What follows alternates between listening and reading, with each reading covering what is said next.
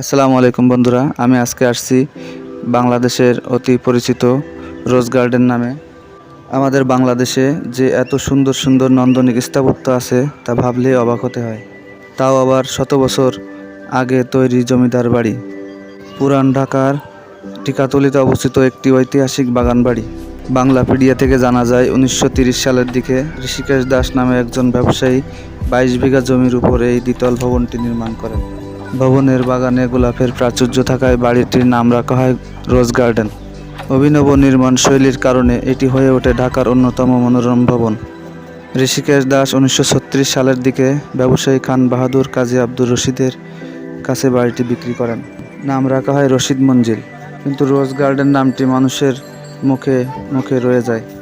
এই বাড়িটি এত সুন্দর, দূর দূরান্ত থেকে সবাই আসে এই বাড়িটি দেখার জন্য। এখানে আছে গোলাপের বাগান, বাড়িটি অনেক সুন্দর। আপনারা যদি কেউ নিরিবিলি সময় কাটাতে চান এখানে চলে আসবেন।